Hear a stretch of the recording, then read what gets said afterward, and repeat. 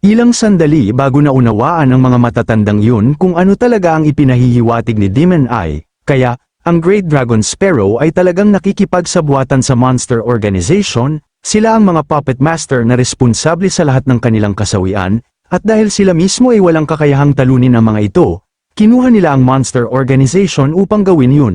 Ito ay tunay na kasuklam-suklam. Pagkatapos ay naghulog si Demon Eye ng isang bomba, na tinanong kung talagang naisip nila na basta na lamang siyang pumasok ng nakapikit at nagsimulang umatake ng walang pinatutunguhan. Hindi, maingat niyang binalak ang lahat ng ito, lahat ng piraso na kanyang inilatag sa nakalipas na 2 buwan ay nag-ugat at sumibol sa sandaling ito. Ang matataas na general ng Imperial Guard ng sinaunang katimugang kabisera ay halos 80% ng kanilang mga katawan ay na-impriste na ng kanyang Y-cells, at ang natitirang 20% na hindi matagumpay na nakumbert ay lihim na pinatay kaninang umaga. Ito rin ang nagbigay daan sa kanya upang kontrolin ang buong Imperial Guard, at iniutos niya na 70% ng mga ito ay ilipat sa labas ng sinaunang kabisera sa halip na sa maharlikang libingan na ito para sa tinatawag na military exercises, na binanggit ang utos ng imperial na pamilya.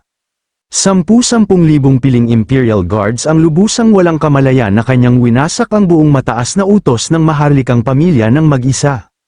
Tungkol naman sa iba pang mga eksperto sa loob ng Imperial City, ang kanyang clone, ang Emperor Demon Warrior, ang haharap sa kanila, papatayin sila ng paisa-isa. Sige, hindi lahat, may isa pang tao, si Huang Li Enchen. Siya ay tila isang gwapong binata, ngunit sa katotohanan, siya ay isang matandang masamang eunuch na nabuhay ng 200 taon sa pamamagitan ng pag-asa sa martial arts. Siya ang numero 1 eksperto sa Imperial City 50 taon na ang nakalilipas, at ang kanyang lakas ay umabot na sa antas ng isang half-step Grandmaster. Ito ay dahil lamang sa paghina ng chi at dugo, sa huli ay hindi niya kayang masira ang hadlang na iyon. Kumalat ang balita na siya ay patay na, ngunit lumabas na siya ay nagtatago sa Imperial City sa lahat ng oras na iyon. Sa huli, ang matandang lingkod na ito ay hindi pa rin nakapagprotekta sa dugong maharlika ng dakilang siya, at kahit na ito ay medyo nakakalito, hindi ito gaanong mahalaga. Hindi ito makakaapekto sa kabuuang sitwasyon, nang makalapag ng maayos si Demon Eye at humakbang pasulong, ang natitirang mga tagapagtanggol, bagaman lubhang natakot, ay mahinang nanumpa na poprotektahan ang mga pinuno ng angkan hanggang sa kamatayan. Hindi pinutol ni Demon Eye ang kanyang hakbang at basta na lamang silang hinampes sa limot sa isang pabayang pitik ng kanyang kamay. Kung gusto ng mga tulok na ito na magpakatapang, kung gayon ay bibigyan niya sila ng kasiyahan. Sa kabilang banda, ang tinatawag na mga pinuno ng angkan na kanilang pinuprotektahan ay bumagsak na, lubhang natakot at nanginginig ang buong katawan. Ang iba ay nawalan na ng kontrol sa kanilang pantog, nanlilimos sila kay Demon Eye na huwag nang lumapit pa, at sa pagkakataong ito, wala siyang problema sa paggawa nito dahil ang amoy ng kanilang dumi ay lubhang nakakasuka, dahil ba sila ay tumatanda at ang kanilang mga kalamnan sa sphincter ay lumuwag, na nagiging dahilan upang hindi nila makontrol ang kanilang double incontinence, napakadiring mga matatandang iyon. Sa sandaling yun, isang patriarka ng angkan na may suot na panamahat ay hindi na nakatiis at pabiglang sumigaw na hindi sila maaaring patayin, hindi dahil sila ay mga immortal o katulad noon, ngunit dahil ang buhay ng buong kaharian ng siya ay kaugnay ng kanilang buhay. Kaya, kung sila ay mamatay, ang buong bansa ay matatakpan ng hindi mabilang na natural na kalamidad tulad ng biglaang pagbaha, lindol, bagyo, at matinding tagtuyot, na magiging isang tiwangwang na lupain. Sumabat ang isa pa, na kinumpirma ang bukas na lihim na ito bago sinubok ang mga tuwiran kay Demon Eye. Ipinaliwanag niya na ang politika ay tungkol sa kompromiso, kaya hindi na kailangang umabot sa gayong sukdulan. Kapag nagbabago ang dinastiya, hindi ba't palagi nilang pinapanatili ang maharlikang pamilya mula sa nakaraang henerasyon? At bukod pa, magkano ba ang inalok ng Great Sea Dragon Sparrow sa Monster Organization? Dapat pangalanan ni Demon Eye ang kanyang presyo, at ginagarantiya nila na bibigyan nila siya ng higit pa. Nang marinig ang desperado at hindi kaakit-akit na alok na ito, hindi napigilan ni Demon Eye na tumawa. Ang kanyang tawa ay napakapanlait kaya ang mga pinuno ng angkan ay natulala.